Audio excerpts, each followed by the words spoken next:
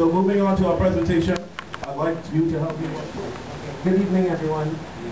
It is my pleasure to welcome you here, and I'm very impressed to see so many of you here, parents, our guest speaker, Mr. Ian Jeffrey, Costaatt, Director of Student Development, other members of Costaatt Management, and certainly parents and students.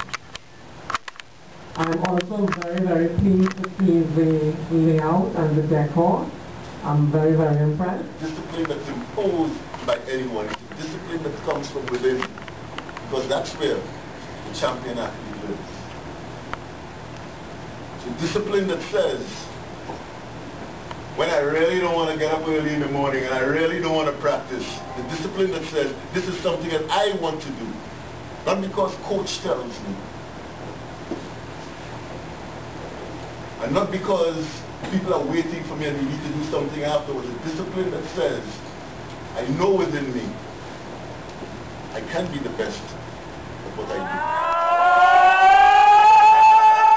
And let me tell you, give a round of applause to that man, because that man have a voice, he can take my radio work easy. And I do not work in a shirt and tie and so on, short pants and jersey. So I had to get dressed for you all because it's a special occasion. So I apologize for being late, but better late than never. Let me congratulate each and every one of you who have taken part in the sporting activities at Costaatt. I heard that some of your teams have done exceptionally well, even though you are not well funded and you're fighting for facilities. Understand that that is what sport is about. You don't, even if you are at a disadvantage, you turn it into an advantage. Because I will tell you, I had the honor and privilege to coach the first black female athlete to ever make a swimming Olympic final. Her name was Leah Martindale.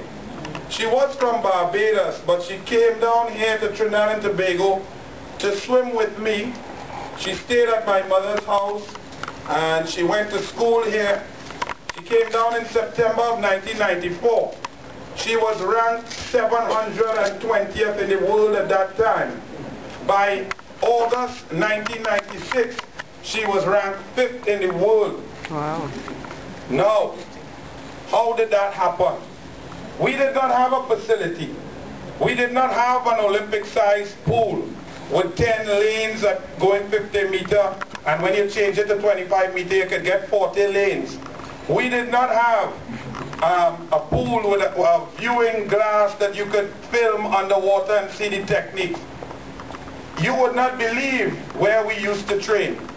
Many of you all this evening, as you celebrate your success, may pop into TGI Fridays for a meal or a beverage. Of course, you all being athletes. We did not let that be a disadvantage. We turned it into an advantage, because when we went to World Championships or to the Olympics, it was like swimming in a 5-star hotel. Because if you could swim fast in those kind of conditions, when you get the real thing, you are at an advantage. You will swim faster. You feel faster. The water is clearer. It is cooler. It is nicer. The lane ropes provide you with the shelter of no waves. So you inculcate that into your message as you train.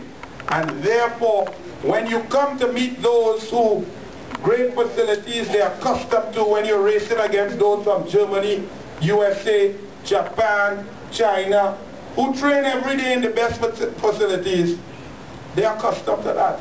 We country bookie. When we see nice things, we swim faster. And that's what we did. So she went into that meet and she made the final in the Olympics. She placed 5th. But coaching is a learning experience. You could never know it all. It's impossible. The science, the technology is changing every day. Every single individual is different. So how I would coach Leah Martindale, I would not coach George Bovell. They are two totally different individuals. And that's why it's also important to take what you learn in sport and apply it to your academics. Apply it to your lives later on. Because when you can overcome hardships and pain and torture, and you can push yourself when your coach is pushing you, or you all can organize an event by yourselves without anybody telling you all to organize it, because you deserve it, and you put it together and you get the support of your administration. That is what sport is about.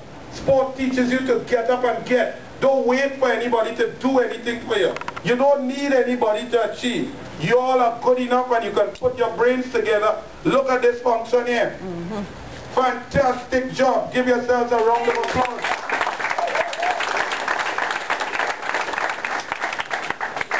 Across the board, in universities in the USA, the students with the highest GPA are those who take part in sport. Those student athletes who are able to manage their time. Some people say it's a disadvantage. Many of you will go on to be parents. Do not fall into the trap that many of our parents fall into by making your children cram for SEA, by stopping all the extracurricular activities, by coming home and drilling them. But I am yet to see the correlation between coming top 100 in SEA and success in life. If you can show me the correlation between that, I will be interested to see the statistics. It does not matter how much you cram for an exam at 10, 11, 12 years old. That is not going to determine success in life. It is your all-round ability to meet challenges, think critically, and make decisions for yourself. That is more important. Many of you here would not have come in the top 100 in SEA. It was in common entrance. I don't think we even had that. But now, you all are successes. You have the ability to take hardship and turn it into success. You have the ability to get up and get. That is priceless. That is worth so much more than being 12 years old and getting 100% in 2 subjects. So understand what you're about. You continue in your sport. I wish you well. Whether you win, lose, or draw, it's irrelevant. Losing is good too. Because let me tell you, I am a sore loser. But I have learned to suck it up. Put on a brave face and go forth. For example, as my brother said, I wouldn't call myself a politician because I think that name right now has a negative connotation. What? However, I will tell you that just like people like yourselves, we have to get together to make Trinidad and Tobago a better place. We really have a sweet country. While the whole world in pressure, we should really be moving up the ladder. But it takes all hands on deck, every person to help out a little bit. But as I say, I can't take licks. But when November 5th we came and Congress and the people get licks, we get a seat. I had to go the very next day on radio and talk. I could not run an eye. I could not say I went on a holiday in St. Libya or Tobago and hide and say, well, boy, wait 2 weeks, people go forget. I had to cite up on all that I had learned from swimming for the national team, for playing football for the under-19 national team, and from coaching. And people called in and commended me. They said, Anil boy, that was class. You were able to say congratulations to the winners. You sounded calm. You sounded genuine. Well, you didn't have a choice. You understand? But because of my taking part in sport, I was able to have the psychological tools to deal with that. Sport is not just about physical. It's about training your mind also. As you plan your physical preparation, how much runs you're going to do, how much shuttles, how much sprints, how much aerobic capacity, how much weights, how much jumps. You must also plan how much concentration drills you're going to do, visualization drills, focus drills, how to get into your ideal performance state.